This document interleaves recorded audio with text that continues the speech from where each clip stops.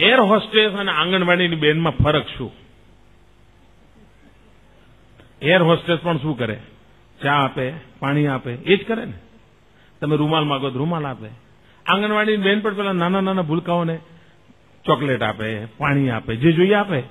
સાહેબ, સ્ટાન્ડર્ડમાં કોઈ ફરક નથી. પેલા મોટાની સેવા કરે, નાની કરે. જો એર હોસ્ટેસનો સરસ ડ્રેસ હોય તો આંગણવાડીની બેનનો એર હોસ્ટેસ કરતા પણ સારો હોવો જોઈએ.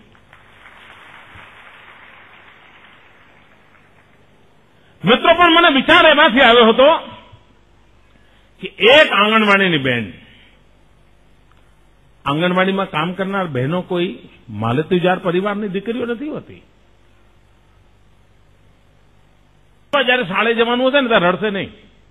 એ મનમાં બેસશે, ના ના, મારે જલ્દી હવે આંગણવાડીમાંથી બહાર જવું છે અને આ મારે નિશાળમાં જવું છે. વાત નાની હોય છે, પરંતુ એના મનમાં એક સંસ્કાર થતા હોય છે. એને સંસ્કાર કરવાની પ્રક્રિયા કરવી જોઈએ.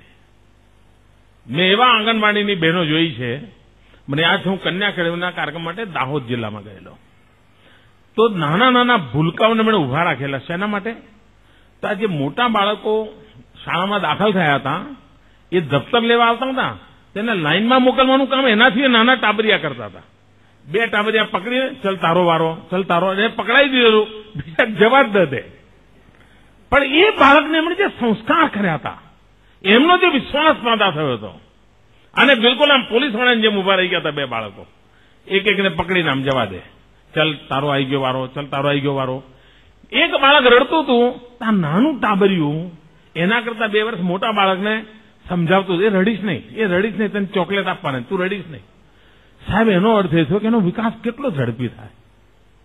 કોઈ ભણાવવું ના પડે, એને કોઈએ નહીં કહ્યું હોય કે કોઈ રડતું હોય તારે છાનું રાખવાનું છે.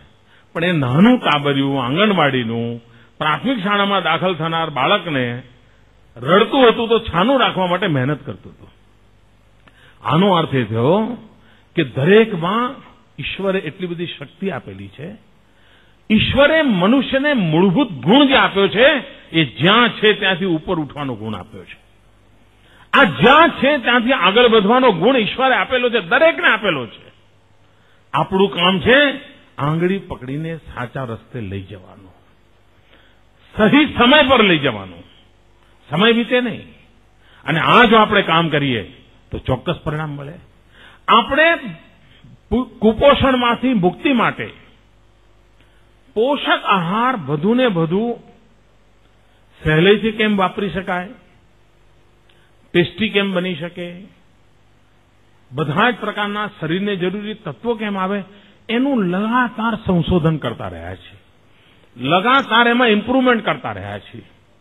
કારણ ઘણીવાર એવું ધ્યાનમાં આવ્યું કે ગરીબ બહેનો હોય, મજૂરી કરવા જતી હોય, અને આપણે એમને કહીએ કે અહીંયા બનાવેલું છે તમે લેતા જશો, તો એમને ફાવે નહીં. ઘણીવાર એમના ઘરે આપીએ તો ઘરમાં બીજું કંઈ ના હોય તો એક જ દિવસમાં એ બધું આખા કુટુંબ માટે ખાવામાં વપરાઈ જાય છે, એને બિચારી નસીબમાં ના આવે. આ બધી સમસ્યાઓના સંશોધન કરતા કરતા હવે એક નવી નવી વ્યવસ્થાઓ આપણે વિકસાવતા જઈએ છીએ.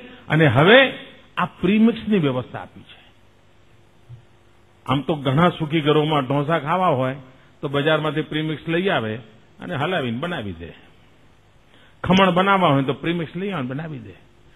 જો અમીર ઘરાનામાં બધું શક્ય હોય, એ જ વ્યવસ્થાને ગરીબ પરિવાર સાથે કેમ ન જોડી શકાય? અને એમાંથી ખર્ચો થોડો વધારે થાય તો કરીને પણ પ્રીમિક્સની વ્યવસ્થા કરી છે. હું અહીંયા અંદર આવ્યો ત્યારે મને અહીંયા બહાર પ્રદર્શનમાં બધી વસ્તુઓ મૂકી છે બતાવી.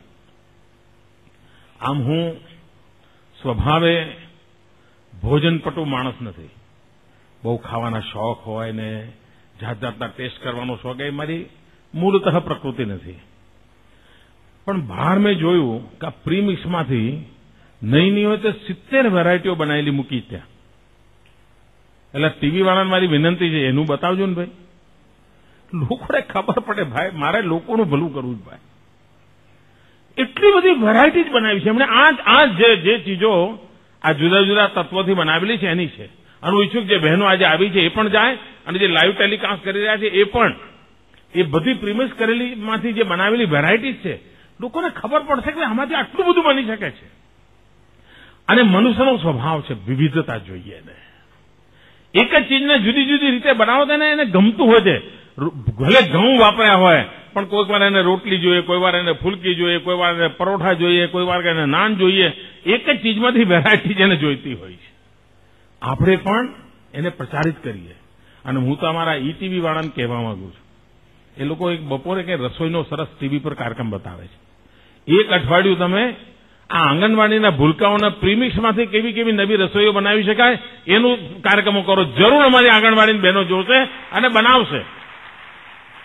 એક પણ દો કાંઈ તમારો કાર્યક્રમ થશે. તમારે 24 કલાક કામ નહીં કે તો કરવું જ પડે.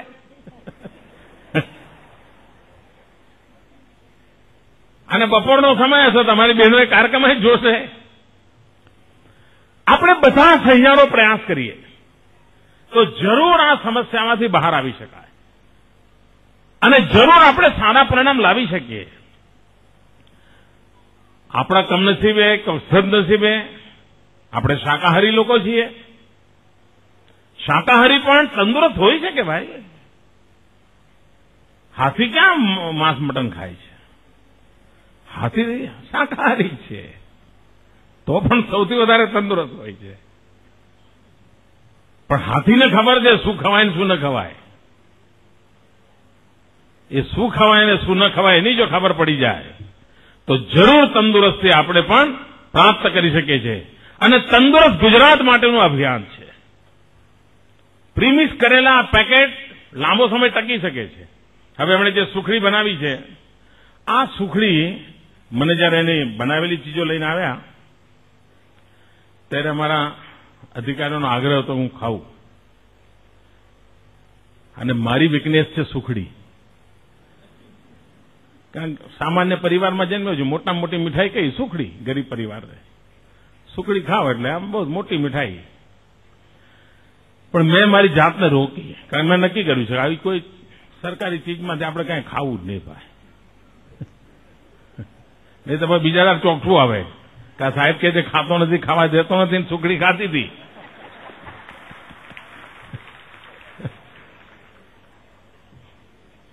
પણ એ સુગંધથી હું અનુભવ કરતો હતો કે સાચ અર્થમાં. પછી મેં એમને પૂછ્યું, મને કે સાહેબ મહિનો 1.5 મહિના સુધી અરે સેજ ગરમ કરે એટલે બસ ખાવા યોગ બની, કશું કરવાનું નથી. એટલે જે ફાસ્ટ ફૂડનો જમાનો આવ્યો છે ને સાહેબ, ગુજરાત એવું રાજ્ય છે આંગણવાડીના ભૂલકાઓને તંદુરસ્તી માટે ફાસ્ટ ફૂડનું નવું મોડેલ લઈને આવી ગયા છે. કોઈ લાંબી મગજમારી નહીં. 5 મિનિટમાં સહેજ ગરમ પાણીમાં નાખો આ પ્રીમિક્સ એટલે ઉપમા તૈયાર, શીરો તૈયાર. સહેજ ગરમ કરેલું દૂધ નાખો એટલે ખીર તૈયાર. પણ મને ઈચ્છા છે કે આંગણવાડીના બાળકોને ગામમાં જુદી જુદી જગ્યાએ લઈ જવાનું બહુ બને, એનું કંઈક કરવું જોઈએ. ગામમાં શાકભાજીવાળાને ક્યાંક નાનકડી જગ્યા હોય, બધા શાકભાજીવાળા બેસતા હોય તો બાળકોને લઈને ત્યાં શું કરવા ના જઈએ.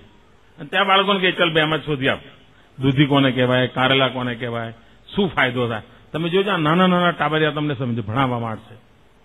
તમે એને ભણાવવાનું નથી, એની ઓબ્ઝર્વેશન કેપેસિટી કેમ વધે, નિરીક્ષણ શક્તિ કેમ વધે, આ મુખ્ય કામ છે આપણું.